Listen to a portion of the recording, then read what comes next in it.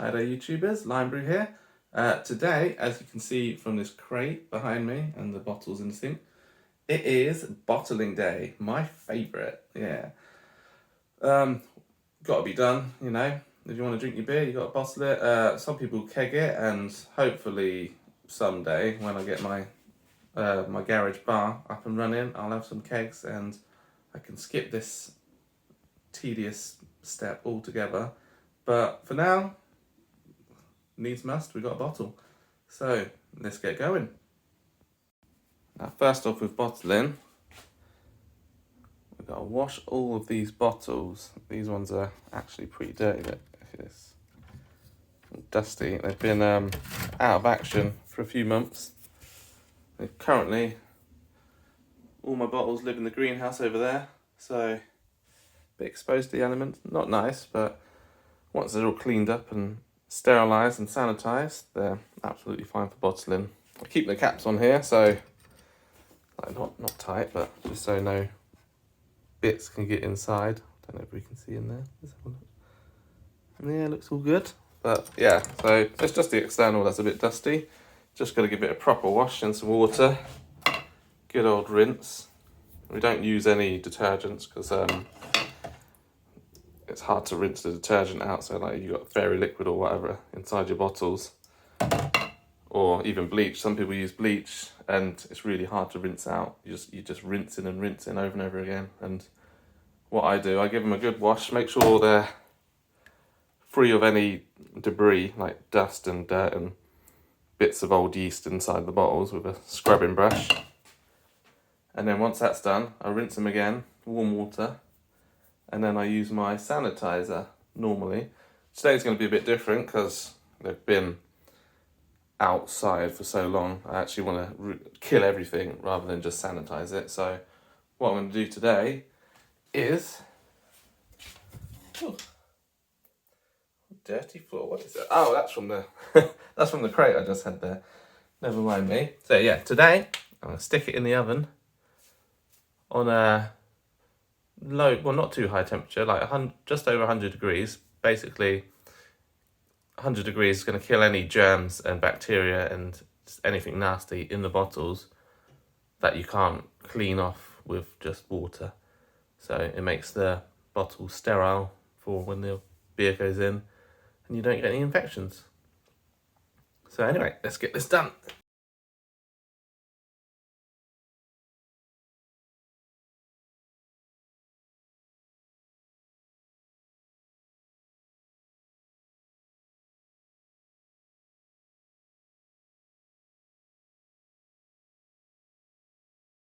Okay, so that's all the bottles scrubbed and rinsed. Now we put them in the oven, 100 degrees or just over, and we'll leave them in there for about 10-15 minutes just to like kill anything nasty left in them, bacteria wise, because they're all free of any debris or anything like that.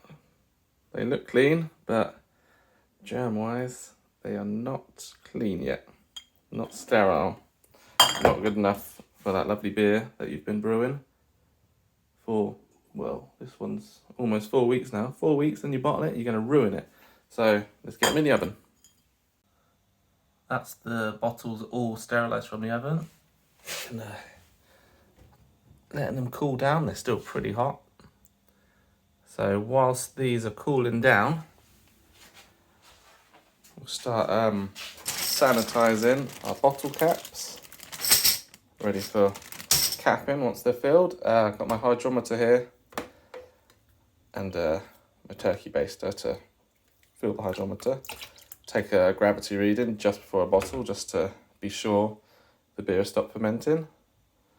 So I'm going to give the bottles another 15 minutes, I'd say, to cool. And then we get on to bottling this lovely stuff. Alright, so bottles are clean, all cooled down from the oven so you can touch them. Time to prime them. Now this is a porter we're doing, so we don't want it too fizzy. We're going for about 2 volumes of CO2, which is about 2.3 grams of sugar per bottle, like for 500 millilitres. So the old drug dealer scales on here, Set to 0 and get the sugar from the jar. Nice and simple. Until you've got 2.3 grams. Ooh, 2.92. This is where it gets tedious. Gotta tap little grains in. 2.25. There we go. 2.3. So you do is just tip that into your bottle and rinse and repeat.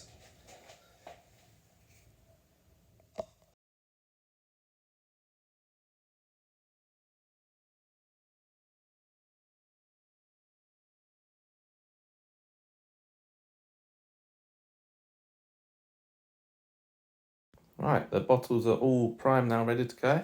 Just got my hydrometer here, ready to take a final reading of the porter, which is looking, I mean it's dark, but you can sort of see on the edges, it's a bit lighter. It's looking nice and clear. What I'm going to do now, oh look at that, lovely, lovely and brown porter.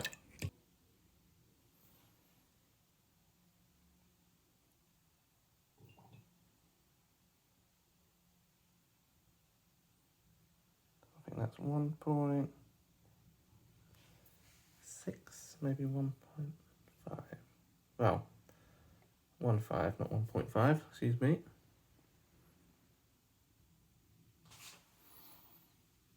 Yeah, I'm going to go 1.5. Yeah, 1.5. My target was 1.4 with this, so only one little point above my intended final gravity, so it's going to turn out to be about 4.9% instead of 5%, but I mean the priming sugar definitely will jump that up, so let's say it's a 5% porter. Not bad. Nice and brown, smells good, looks nice and clear. Let's get it into bottles. Alright, so what I like to do before I attach my bottling wands is I pour get a little jug and I pour a tiny bit of beer out to make sure there's no yeast stuck in the tap. So you can now hear it's nice and clear. I've already done that, so now time to bottle. These bottling wands are amazing because you can leave the tap open. It fills from the bottom, so you get less fizzing up, less air, less oxygen, in fact, in your beer, which you don't want because oxygen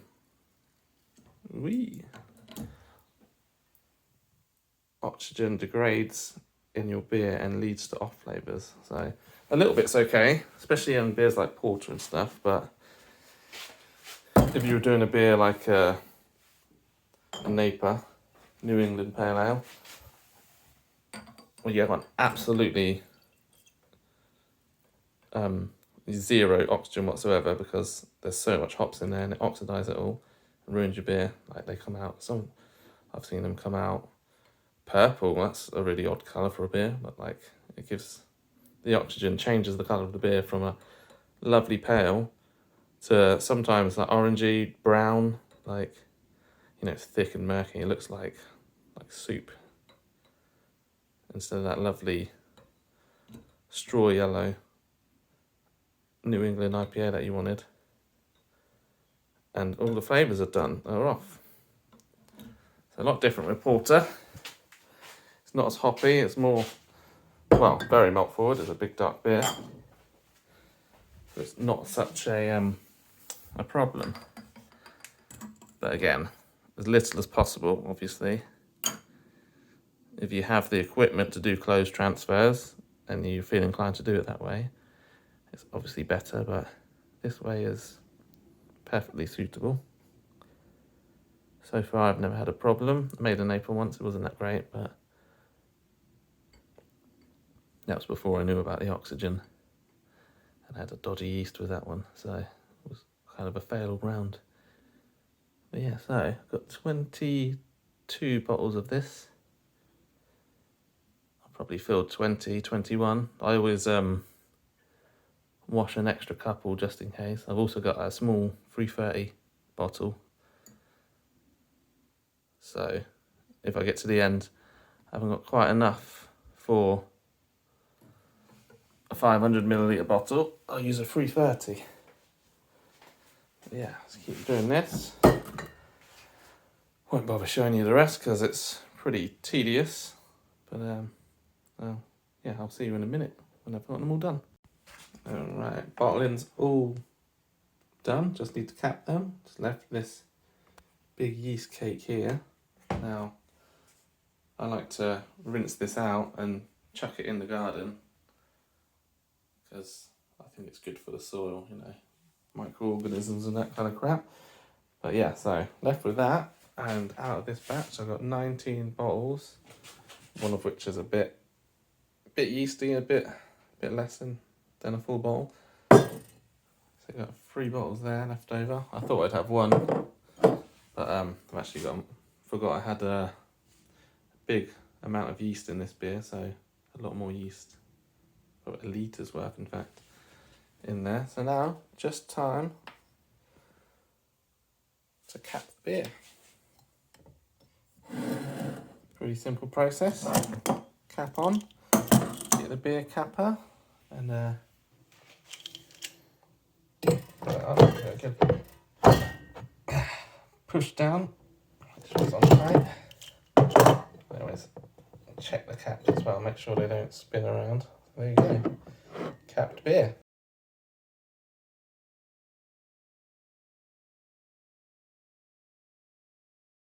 Alright guys, so that is 19 bottles of my porter, Hey Porter,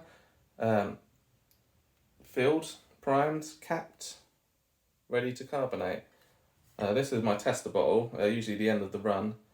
There's like a slight, not quite enough for a full bottle, and also you get a bit of yeast from the bottom in there. And then what this is, the tester is for, is to test the carbonation. So what I'm going to do with this batch now is I'll put it somewhere warm, not too hot, not too cold, just like whatever the yeast packet recommends temperature range, because they're all a bit different. But yeah, somewhere warm, let them carb up for 2 weeks, and then I'll take this tester bottle, pop it in the fridge for a day, so let the yeast hopefully crash to the bottom, and then I'll test it for carbonation.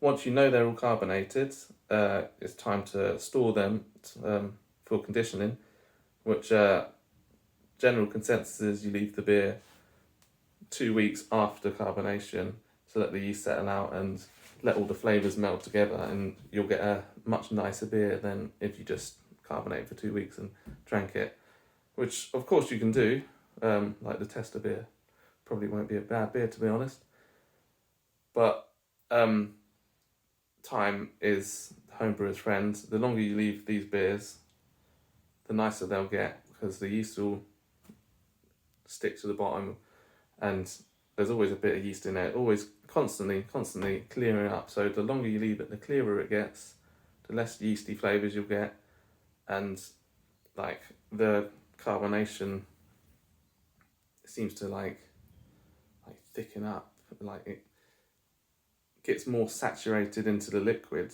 and doesn't release as easily as like a younger carbonated beer. So you'll get that nice creamy head on your beer and stuff like that. So yeah, 2 weeks somewhere warm, and then once it's done, test it, put it away in storage for another 2 weeks, and then get drinking. So that was my porter today. Hey Porter, if you like the video, click the bell in the corner, like and subscribe, leave me a comment. You can even request a type of beer for me to brew. You know, I'm always brewing. I like to try pretty much anything. If I've got the grains in stock, I'll make it. Same with the hops. Hey, don't ask for a neighbour though, I can't be bothered with those. Too much hops, too much hassle. I might make one in the future, but only when I fancy it, and usually summertime, you know. It's a nice summer beer. But yeah, so like and subscribe, click the bell. I'll see you next time. Thanks for watching.